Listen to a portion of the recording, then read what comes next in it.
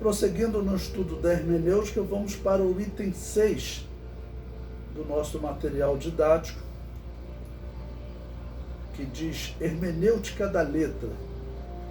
É apenas uma definição para vocês, usado para descrever o trabalho para identificar os manuscritos mais confiáveis das Escrituras Sagradas, ou seja, é uma interpretação de manuscritos.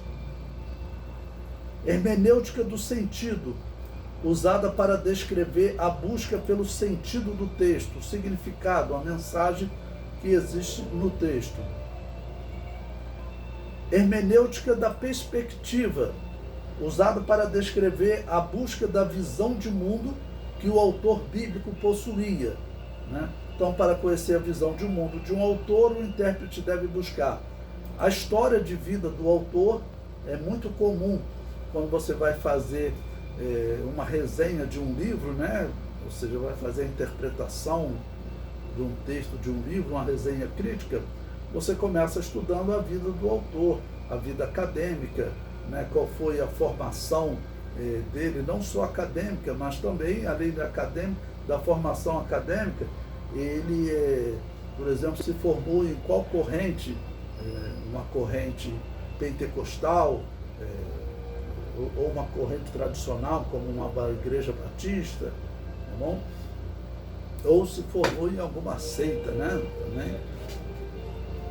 A história do mundo que ele vivia, isso é importante porque teve autores que escreveram em períodos que eles estavam sofrendo uma influência tremenda do Império Romano.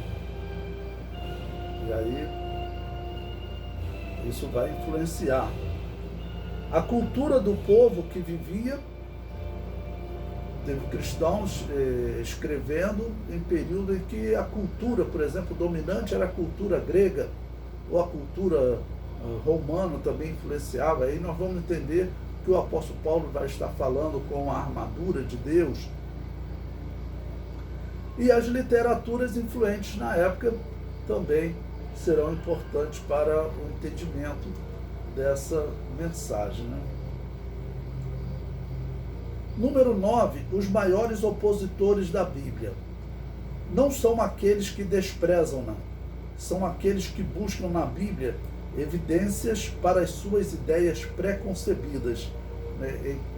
Esse é talvez o maior problema que nós temos a enfrentar, porque aqueles que desprezam as Escrituras, eles não vão perverter as Escrituras, mas aqueles que buscam na Bíblia uma razão para a fé pervertida dele, né?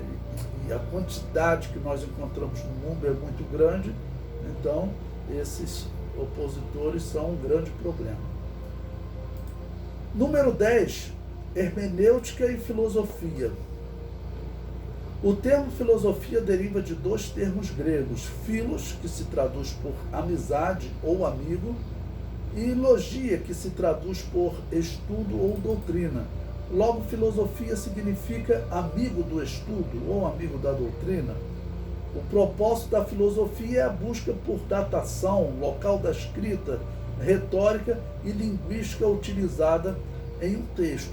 Ou seja, com isso podemos dizer que a filosofia e a hermenêutica, elas andam juntas, ok? Número 11, a fonte final para entender as Escrituras. Até os discípulos tiveram dificuldade de entender determinadas partes das Escrituras. Eu cito aí João, capítulo 12, versículo 16, que diz: os seus discípulos, porém, não entenderam isso no princípio, mas quando Jesus foi glorificado, então se lembraram de que isso estava escrito dele e que isso lhe fizeram.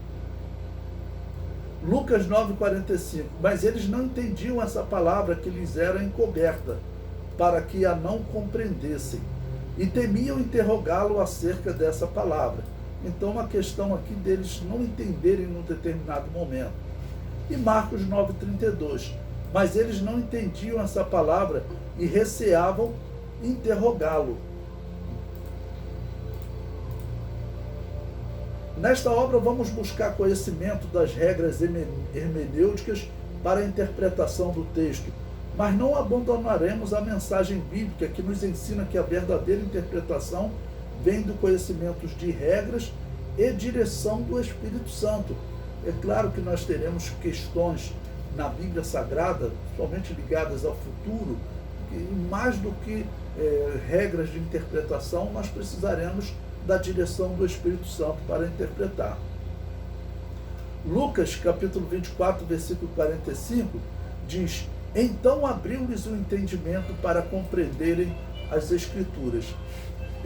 Realmente existem coisas relacionadas à vida eterna, ou mesmo sobre o plano de Deus para o amanhã, que às vezes ao homem não é fundamental para o seu conhecimento, né, da doutrina da salvação, e coisas realmente que o homem não vai conseguir entender. Então as coisas foram sendo reveladas em parte, conforme elas iam acontecendo, Deus ia escrevendo na história. Então muitos israelitas não conseguiram interpretar que o Messias ele tinha 1 hora e dia para ser morto. Na Páscoa, na hora 9. E isso estava determinado desde o livro de Êxodo 12, em Levíticos 23, isso estava determinado por todo o Antigo Testamento. Então, eles naquele momento não conseguiram entender.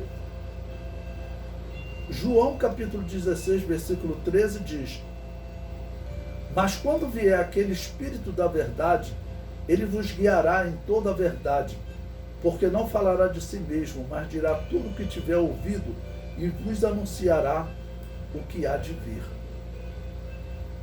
O comentário prossegue: é claro que se apenas conhecimento das regras da hermenêutica fosse o bastante, qualquer ímpio interpretaria as Escrituras.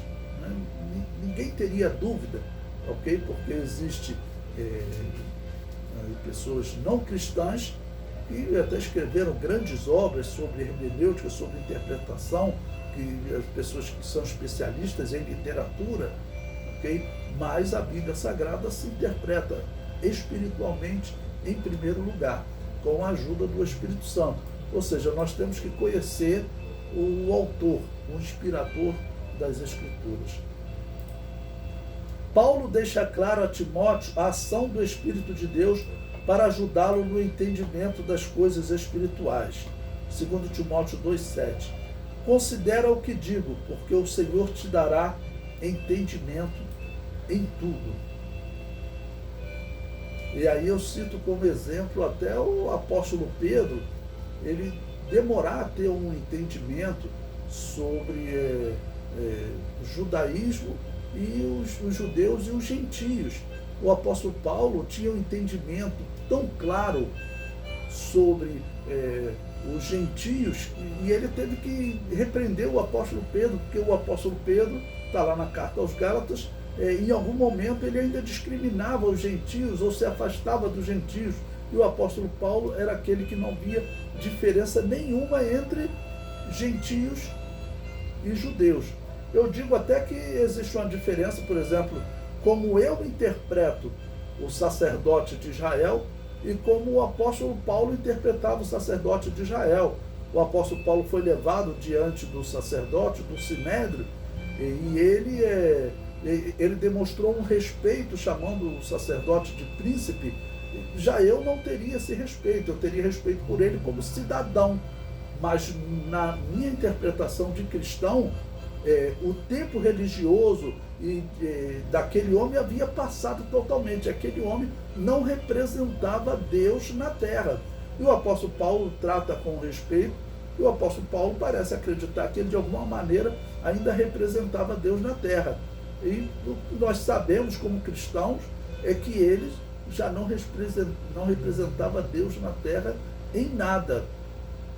Quem representava Deus na terra era a igreja havia substituído Israel. Por isso nós lemos lá Mateus 21, 43. Jesus Cristo disse que o reino vos seria tirado e seria dado a outro povo. Então o reino já tinha sido tirado. Eu respeitaria ele como cidadão, ou até como autoridade jurídica que ele era. Mas como príncipe do povo de Deus, e como representante de Deus na terra, eu já não veria assim. O comentário prossegue. O Espírito Santo é a unção que nos ensina. Em 1 João capítulo 2, versículo 27, está escrito: e a unção que vós recebestes dele fica em vós, e não tendes necessidade de que alguém vos ensine. Mas como a sua unção vos ensina todas as coisas, e é verdadeira e não é mentira, como ela vos ensinou, assim nele permanecereis.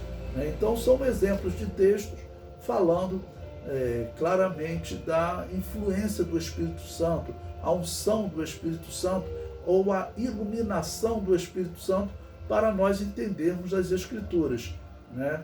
Porque é claro que tem aquelas pessoas ou seitas ou não crentes que eles jamais terão uma inspiração, um entendimento espiritual, porque o apóstolo Paulo disse que o homem espiritual ele discerne bem tudo, né? Mas o homem natural ele já não vai discernir as coisas de Deus porque elas se discernem espiritualmente.